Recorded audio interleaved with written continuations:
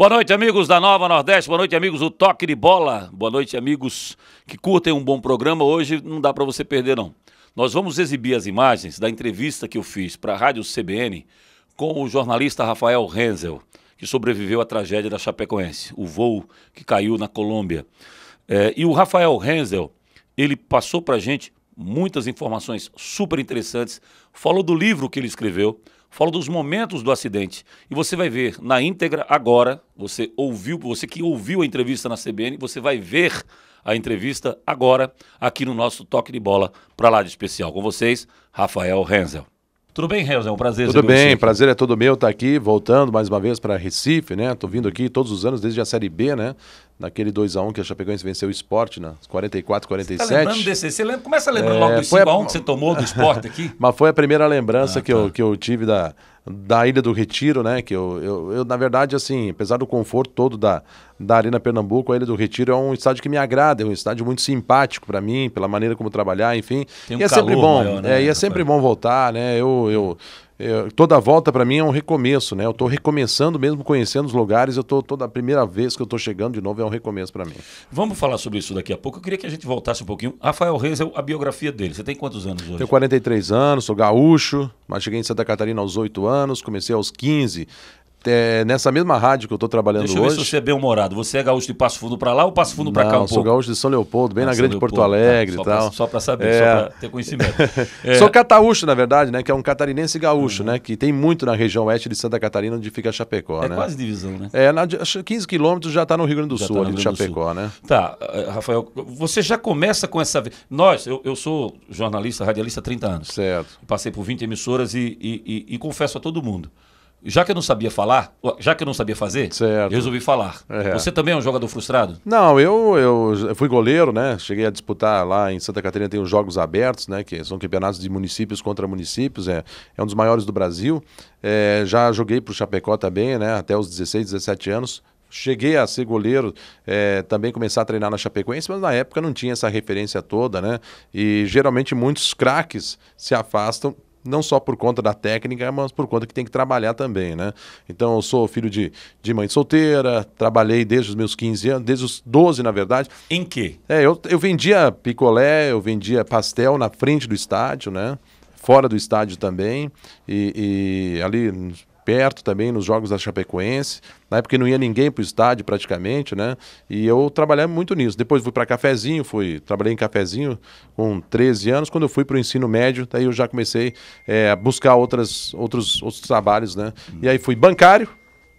Mas antes, aos 15 anos, eu comecei a trabalhar na rádio aqui, né? Bancário ou banqueiro? Não, bancário. Banqueiro é para poucos, né, nesse país, né? Banqueiro é para poucos nesse país. E aí entrei com 15 anos, depois aos 20 fui para televisão, onde fiz praticamente minha carreira toda. Trabalhei em Santa Catarina, trabalhei em São Paulo, trabalhei no Rio de Janeiro. Fiz muitos jogos também pela TV Paga. Mas vamos voltar um pouquinho. Quando foi que você sentiu que tinha esse dom para ser radialista?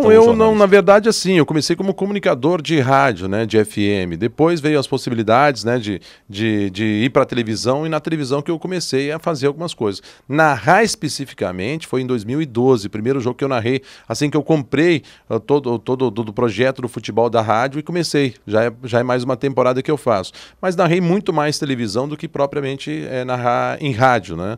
E aí veio essa história toda, né, de acompanhar o time desde a Série C para a Série B, da B para A. Você fez todos os jogos da Chapecoense? Todos. Eu devo estar batendo aí já uns 450, 500 jogos da Chapecoense. Isso em 5 anos, né? 5 anos, cara? Porque são muitos jogos, né? Em todos os locais para onde ela foi, você foi com ela? Sim, já fui para os lugares mais por exemplo? Distantes. Não, por exemplo, que não são capitais, né? Oeste de Itápolis, Arapiraca, né? Aí tem Natal, né? Tem Natal, Recife várias vezes, inclusive, né? Aí tu vai pegando a tabela, aí tu vai vendo, né? Interior de Santa Catarina, interior do Rio Grande do Sul, interior de São Paulo. A Chape chegou só na C. Eu fui com Santa na D. Na D foi Coruripe, era bronca para transmissão, verdade. enfim. Mas você foi acompanhando a Chapecoense para rádio. Para a rádio, isso mesmo. Eu acompanhei, já fiz muita coisa também. Estou nessa profissão desde 93 na televisão, né? E aí eu já acompanhava também, mas campeonatos menores, né? Que não dava acesso e nem descenso, né? Era apenas a classificação do estadual para eventual Copa do Brasil ou para outros campeonatos, né? Série C, Série B, mas nunca com acesso ou descenso, apenas uma competição. Você começa na condição de comunicador, mas você vai para apresentador, você vai para locutor, você também já foi repórter. O que te satisfaz mais? O que te dá mais prazer? Não, eu acho que estar no ar é o que dá prazer, né? Tá no ar porque nós, como comunicadores, o que a gente gostaria de ter, na verdade, é a cumplicidade do público, né? Você fala para que as pessoas interajam contigo, muitas vezes não concordando, né? Porque eu, por exemplo, tenho 2 programas de rádio em Chapecó, um das 7 às 10 da manhã e outro das 5h30 até às 7 horas da noite. Então, ali nós abordamos diversos assuntos, além do futebol, né? Principalmente de manhã. Então, interação, essa situação do dia a dia das pessoas, de você fazer companhia para as pessoas. E no futebol, então, a gente usa a nossa voz muitas vezes até para descrever imagens que muitas pessoas não enxergam, né? Seja no trabalho, enfim, ou até pessoas que têm algum tipo de problema de visão, né? Que já tem relatos também que acompanham o jogo através da voz do narrador. Isso, para mim, é fantástico. Então, estar no ar, para mim, é especial, é especial. E qual o jogo que você fez que deu mais emoção, Renzo? Foram 3, assim, que eu sempre destaco, né? 3 jogos, né? Um 3-2 da Chapecoense na Série B sobre o Paysandu, né? Um jogo que, aos 45 do segundo tempo, o Yarley empatou o jogo em 2-2, saiu a bola. E aí o Alan Ruschel fez uma grande jogada pela esquerda, cruzou, Série B 2013. Mas em Chapecó? Em Chapecó. E aí o Bruno Rangel antecipou na primeira trave e desviou de cabeça, fazendo o terceiro gol, né? Foi um hat-trick. Você guarda essas narrações? Sim. Tem. Eu não gosto muito de reouvi-las, né? Mas a gente tem um arquivo lá com todas essas narrações, né? E aí o Bruno Rangel fez um hat-trick na Série B ele fez 31 gols, foi o maior artilheiro da história, né? Também contra o Paraná Clube, que eu me emocionei muito, que foi o jogo que deu acesso finalmente para a Chapecoense, para a Série A do Brasileiro. Na verdade, como emoção mesmo, as defesas do Danilo contra o Independiente, né, de Avejaneda, foram 4 pênaltis defendidos. E a grande emoção que eu tive na minha vida foi o último jogo da Chapecoense pela Sul-Americana contra o São Lourenço, que foi aquela defesa com o pé que o Danilo acabou fazendo aos 47 do segundo tempo, e o jogo acabou e foi uma choradeira geral, né? Eu chorava na cabine, o torcedor chorava olhando para mim, porque era a nossa Copa do Mundo que estava chegando a uma decisão. Renzel, eu queria que você contasse um pouco se houve alguma coisa, alguma situação em que você tenha passado porque nós radialistas, nós temos um ritual para viagem que é o ritual mais normal do mundo. A gente faz a mala, pega táxi, vai para o aeroporto, pega o voo, vai para o estádio. Houve alguma coisa de anormal? Não. Nada, você não sentiu nada de diferente? Não. E outra, né? Eu também não tenho superstição nenhuma, né?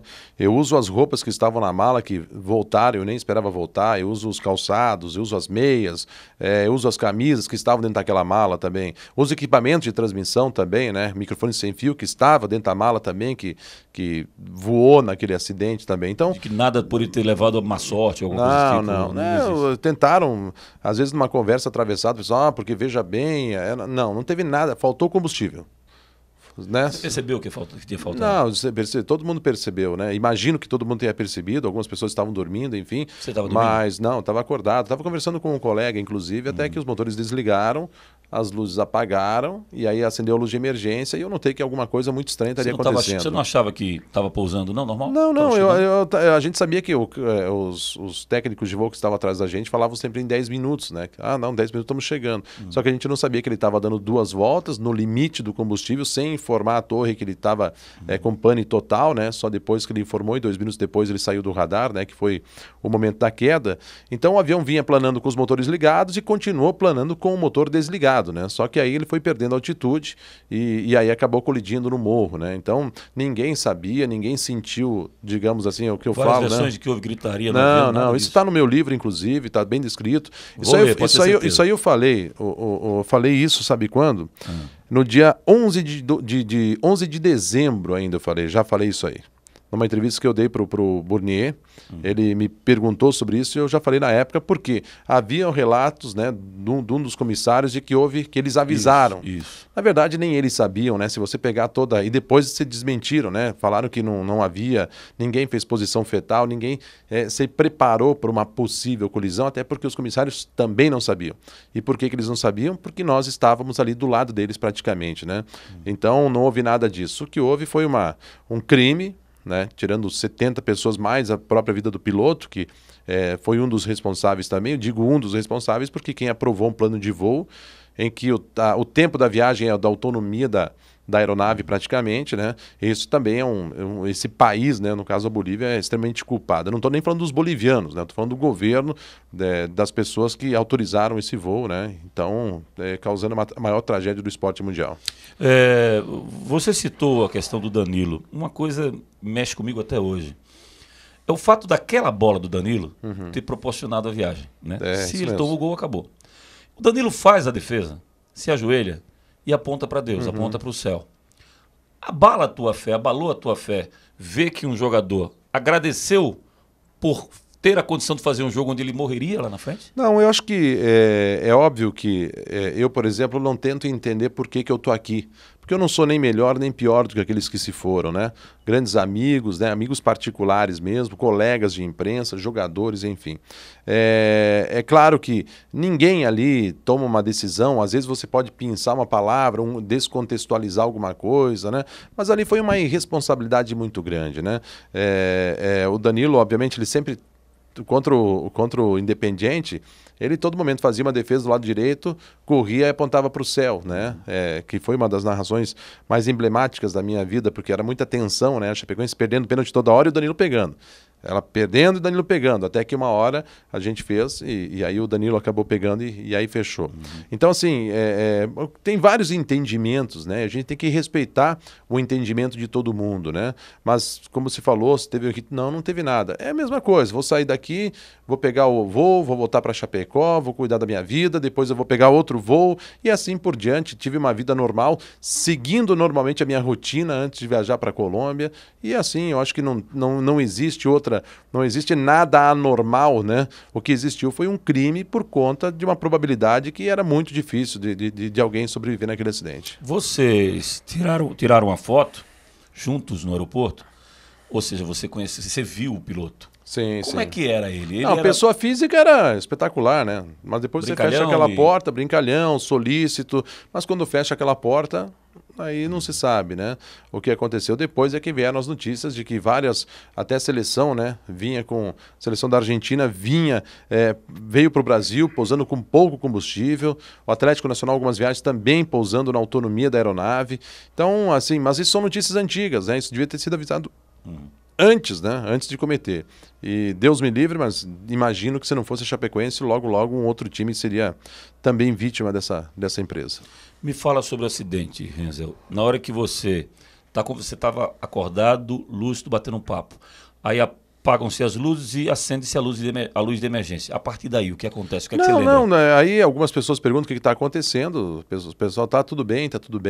E nisso foram 2 minutos, os técnicos de voo, né? Foram 2 minutos, né? Até o impacto. Daí, no momento do impacto, a gente acaba batendo a 250 km por hora. Não sei quem poderia ficar acordado nesse caso, né? Então, bati a cabeça, os outros sobreviventes também bateram, né? Não tem porquê. Não tem. Não é, você pensa, você não vai pensar. Qual é a probabilidade de você cair um avião? Pouca. Com você dentro, muito menos, né? Sim. Então jamais imaginariam que podia cair. Mas mesmo com a luz de emergência acesa e as luzes apagadas? Não, a luz de emergência é uma luz normal, ela não fica piscando, não é um alerta de impacto, né? Não, é uma luz como se você estivesse no ambiente e acendesse a luz de emergência, só isso, né? Claro que para, de repente, um bom entendedor, isso aí já é o suficiente. Mas o avião continuou planando, enfim, né? Isso deu uma certa confiança para as pessoas, né? Para mim também, eu achei que iria retomar os motores. E depois de um certo tempo, eu acordei no meio do mato. Você desacordou quanto tempo? Não tem noção, não. Porque ali os minutos não passam, né? Porque você acorda, desmaia, acorda de novo, desmaia de novo, né? Porque o impacto é muito forte, né?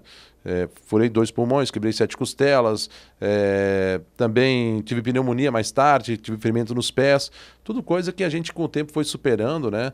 Deus não deu a segunda oportunidade, né? né? Os médicos também foram eficazes demais na Colômbia, me tiraram de lá e 5 horas depois, foi mais ou menos, quando me tiraram de lá. Né? E aí foi só um momento de muita tristeza, né? Quando você é desentubado, que você sabe das coisas, de tudo que aconteceu. Não tinha conhecimento nada de quem tinha morrido, de quem tinha sobrevivido? Não, tinha só dos 2 colegas que estavam do meu lado. Nós estávamos no mesmo banco, né? Todos com cinto de segurança, mas eu tinha uma certa noção, né? Mas aí você pensa assim, poxa, eu estou vivo, né? Eu achei que em 3 dias eu voltaria para o Brasil. Ô, Renzo, como é que você vê, você estando com 3 pessoas, né? 2, eu e mais 2, né? Você e mais 2, 3 pessoas que falam. Estou configurando o avião, você está com 3 pessoas sentadas uma ao lado da outra, uma sobrevive e as outras... mas eu não tento compreender, não. Você estava no meio? Estava no meio. Talvez o impacto para... Não sei. Mas não, é Deus, né? Aí tu vai dizer, mas os outros 2... Aí, meu amigo, a gente pode dizer que cada um, né, vai entender da melhor maneira possível, né, da maneira menos sofrida. Porque, repito, eu não sou nem melhor nem pior do que daqueles que se foram, jogadores, presidentes, comissão técnica, jornalistas, colegas, enfim, né? Mas eu sobrevivi. Morreram 3 atrás, 2 do lado, 3 na frente, no total morreram 71. E sobreviveram 6 pessoas, né? 2 comissários, 3 jogadores e um jornalista. Então, eu só agradeço por estar aqui, eu não tento fazer cálculos geométricos, enfim, porque você é o teu peso, não tem nada a ver isso aí. Porque teve jogador de muito mais alto do que eu, menor que todo mundo, né? Teve amigos também da minha altura. Tem também aquela versão de que depende da posição onde você está no avião. Se você está na frente, você tem probabilidade X. Se você está no meio, está nas asas, mas aí isso quebra as probabilidades, né? Porque morreram 3 atrás de mim, 2 do lado e 2 na frente. Pois é. E atrás daqueles 3 que morreram, sobreviveram 2 dos comissários. Então, as probabilidades elas se perdem, né? Aos descrentes, as probabilidades não conseguem explicar. E aqueles que tentaram explicaram pelo menos a questão de ter sido pancada nas árvores, o que foi que ocasionou mais a morte? Foi o impacto no chão? Ninguém tentou... Não sei lhe dizer. A aeronave partiu ao meio, né? E fomos lançados, né? Fomos lançados, né? Metros, 30 metros para frente, né? 30, 40 metros do local do impacto, né? Fomos arremessados, imagino que fomos jogados para o ar e paramos lá, né? E aí a aeronave desceu mais 200 metros, portanto eu só via os 2 colegas, eu não via mais ninguém ao meu redor, né? O avião tinha descido, né? Tinha descido mais uns 200 metros. Você saltou do cinto? Não, ficou todo no cinto, né? Eu só fui tirado do cinto quando cortaram, que eu chamei os socorristas para eles retirar. Ficou você e os dois amigos, colegas seus que estavam falecidos. Então... Quem foi que te... O que é que você lembra da primeira chegada da pessoa que te eu acordei 3 ou 4 vezes. Numa das acordadas eu vi a Jimena Soares pedindo socorro, né? Ela que é a tripulante. Daí desmaiei de novo, né? E aí eu ouvi uma voz de alguém chamando, isso lá por 4 horas depois do acidente, né? Chamando o teu nome? Chamando geral. Alguém. Eles já tinham passado por mim algumas vezes, né? Porque eu, imagina, só que eu estava desacordado, né? E aí eu pedi ajuda, né? Ajude-me para cá. Fui falando em espanhol, né? Indicando onde eu estava, até que ele me focou, chamou os socorristas. Me tiraram, me carregaram por uma mata muito íngreme, me colocaram numa caminhonete, porque não tinha como chegar a ambulância. E aí, daí fui pro ponto o setor onde estavam as ambulâncias, né? Aí fui transferido para o primeiro hospital, depois para o segundo hospital e daí, graças a Deus, voltei para o Brasil. Porque a gente está ao lado de um cara que fez história, claro que nunca da maneira como ele esperava, né? Sobrevivendo a um acidente em que 71 pessoas faleceram e que você teve contato direto com eles, Renzel. Houve alguns momentos depois do acontecido em que você parava, você meditava meio que não acreditando um pouco no que tinha acontecido? Não, se você pegar hoje, de repente você perde 2, 3 amigos, aí um amigo, 2, você vai olhar uma foto, você, poxa, se foi, então você imagina 70 pessoas, né? 71 você pessoas. Não, e outra, né? Esses jogadores, comissão técnica, enfim, eles circulavam pela cidade, né? Cidade de 210 mil habitantes, né? Muitas vezes vão nos mesmos lugares, enfim, então acabam se reunindo, né? Também. Então, assim, a perda ela é muito grande. Você às vezes não consegue nominar quem você perdeu, né? Mas a situação te emociona, né? Então, e aí, obviamente, onde foi meu ponto de recuperação... Primeiro Deus, que foi fundamental na minha vida, a iluminação que os médicos tiveram, né? Foram iluminados por ele para que conseguissem me salvar, e a solidariedade do povo brasileiro e colombiano, né? Isso foi fundamental para que hoje eu pudesse estar aqui. Em termos clínicos, Você correu risco de morte? Sim, por claro, causa das né? costelas, dos pulmões? Não, pneumonia, pulmões perfurados, né? Pressão 22/16. Todos nós tivemos risco de morte, né? E todos saíram daquele morro, estão vivos hoje, né? Reconstruindo suas vidas. Uns mais rápido, outros menos, mas todos estão vivos, né? E esse é o objetivo da história. Essa é a filosofia que tem que ser levada, né? Estamos vivos, né? Isso é o principal. Então, aí você escreve um livro. Isso. E você meio que chama a atenção da gente, que a gente deve viver a vida como se fosse o último dia das nossas vidas. Você faz isso hoje? Sim. Não, eu sempre fui muito ligado a família, aos amigos, ao meu futebol, né, 2, 3 vezes por semana. E assim, o que eu posso dizer, né, é que eu tive uma possibilidade de falar para as pessoas tudo aquilo que me aconteceu, da solidariedade, da minha recuperação. Eu sou fruto de um milagre, mas eu não precisei de um segundo milagre. Eu fui atrás dos meus, né? Voltei a voar, voltei a jogar futebol, né? Fui assistido pelos médicos e aceitei o tratamento. Eu me esforcei para que isso pudesse acontecer e me ancorei em pessoas positivas, na positividade, que muitas vezes as pessoas ficam muito próximas de pessoas negativas, né? Que não fazem bem, né? A gente tem que ser otimista e sempre tem que valorizar isso, né? Nós temos que motivar e ser motivados. Eu fui muito motivado lá dentro daquele hospital, inclusive um dos capítulos é falando sobre solidariedade, sobre motivação, que muitas vezes a gente coloca o pequeno problema num pedestal, perdemos energia, nos indispomos, perdemos de repente energia no trabalho, por absolutamente nada, né? Por problemas que podem ser facilmente resolvidos, né? Eu não estou te entrevistando hoje como repórter, eu estou te entrevistando hoje como pessoa. Então, eu penso muito parecido com você, principalmente em relação a essa questão do otimismo. Eu sou tido aqui como aquele cara que é ilusionista, que não sei o quê. Se o Sport não tivesse acreditado que poderia ser campeão da Copa do Brasil, ganhando do Internacional, do Vasco, do Corinthians e do Palmeiras, ele não tinha sido. Então, eu sou sempre otimista por natureza. E estou entrevistando você também como curioso. Por isso que eu estou fazendo algumas perguntas em que eu sei as respostas, mas eu sei que o cara de casa está querendo saber e ainda não sabe, porque às vezes não leu, não teve a oportunidade de ler do teu livro, que eu vou falar sobre ele já já. Mas são sensações, são detalhes que eu queria ir neles. Quando você entra no avião, quando acontece assim, que você entra no avião de novo pela primeira vez, você não sente nada? Nada. Entrei de maca no avião, né? Porque eu não podia caminhar, tinha lesões nos 2 pés, né? Foi muito bem tratado pela Força Aérea Brasileira, né? Foi o Learjet da Força Aérea Brasileira. Mas quando você entra no avião de carreira normal? Também não, também não, né? Tive a sorte de entrar num... porque é difícil. Se eu não soubesse o motivo da queda do avião, de repente até eu poderia ficar um receio. Mas não, foi falta de combustível, uma coisa que jamais vai acontecer, né? Que talvez sirva de exemplo para que eu acho que isso vai ser fundamental para a sequência. As investigações vão apontar os culpados e tenho certeza que isso vai... todo acidente aéreo ele é investigado para evitar que ele aconteça novamente, né?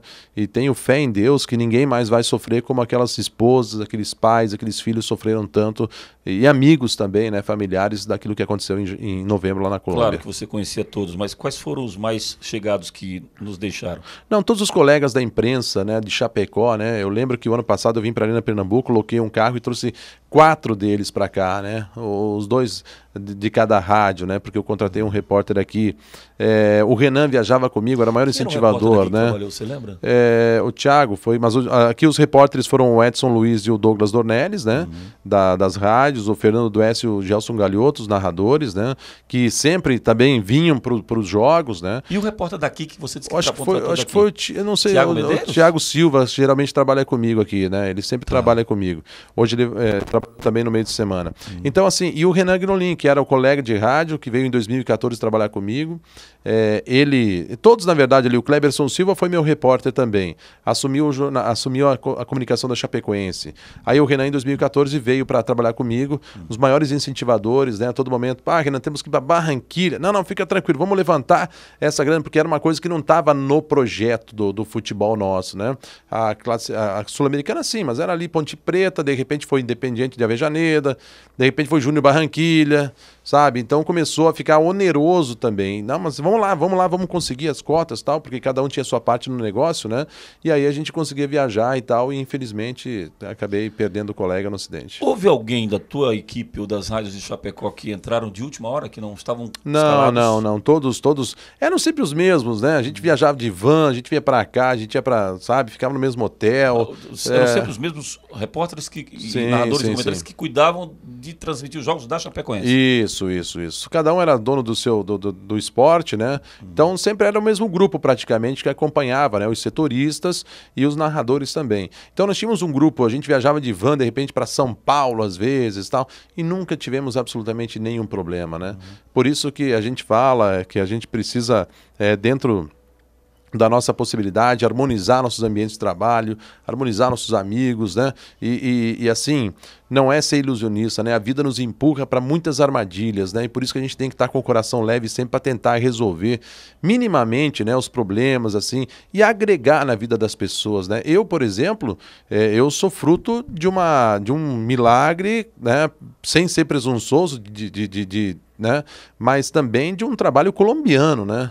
A gente muitas vezes acha que a gente é o melhor país do mundo, né? E muitas vezes tem gente também que quer mostrar que é. E a Colômbia, até com a homenagem que o Atlético Nacional fez no dia 30 de novembro, reunindo 90 mil pessoas por um time que sequer eles conheciam, né? E aquela frase que foi muito bacana, né? Viajaram como campeões, voltaram como heróis, alguma coisa nesse sentido, né? Então, sem conhecer, né? E o que eu mais admiro numa pessoa é sofrer pelo outro. Porque aí você mostra que tu tem compaixão. E muita gente sofreu pelo povo de Chapecó. Falo pela Chapecoense, enfim, mas pelo povo de Chapecó. Em qualquer lugar do mundo que você vá hoje, você fala que é de Chapecó, as pessoas te acalentam, as pessoas te dão um carinho porque sabem que você sofreu no fundo da sua alma. Você falou milagre. Aí antes do milagre, falha humana. Depois do milagre, ação humana. Né? Somos frutos de uma imensa irresponsabilidade, no caso do avião, mas somos frutos de uma imensa solidariedade que nos traz até aqui. Contraste, né? E você, eu digo sempre que a gente só aprende no erro ou na dor. Cara, você deve ter aprendido muito com isso, né? Foi muito denso, foi muito profundo esse aprendizado. Assim, eu sempre digo o seguinte, que a minha maior mudança foi não mudar. Eu amo minha profissão. Eu vou continuar com a minha profissão, eu não vou ficar em casa, eu não vou buscar uma indenização milionária para não trabalhar mais, eu não vou ficar deprimido, eu não vou buscar uma ação porque eu estou psiquiatra, não. Você não fez um trabalho de terapia, nada. Minha profissão é minha terapia. Eu amo ser jornalista esportivo, eu amo ser jornalista, eu amo narrar jogos. Tua família? Isso. E a minha companhia também. O ano passado nós estivemos naquele 5x1 do esporte lá. Nós ficamos 4 dias no Recife, fomos para Porto de Galinhas, ficamos juntos, fomos para Salvador depois do jogo do Vitória. Minha família está sempre junto, né? O meu moleque crescendo do meu lado. Gostamos de um videogame, ficamos horas jogando. Então, assim, a minha grande mudança que poderia existir não aconteceu, porque eu gosto da minha vida, do jeito que ela era antes do acidente e continuo com ela depois do acidente. Fala do teu livro, como é que você aborda? Na primeira pessoa, é uma biografia? É uma biografia, contextualizando, né? Tem a ordem cronológica, obviamente, da alegria da classificação para a final da Sul-Americana, a tristeza da dor, da perda de todo mundo e como eu cheguei a voltar a trabalhar 40 dias, como eu entendi a solidariedade das pessoas, como é que eu virei daquela possibilidade de uma depressão para uma recuperação total, porque hoje, né, eu não sou vítima mais, né, eu não estou me vitimizando. Não, a vítima fui lá em novembro. Você tem alguma sequela? Não. Voltei a jogar futebol, já levei bolada no peito, já pisaram no meu pé, não tem problema, tô zerado, né? Tô narrando jogos, eu tive pneumonia, pulmão, os 2 perfurados, mas tá zerado também. Que bom. Enfim, tô vivendo uma vida plena como eu sempre vivi e recebendo os amigos sempre, uma motivação que vem de todas as pessoas que me reencontram.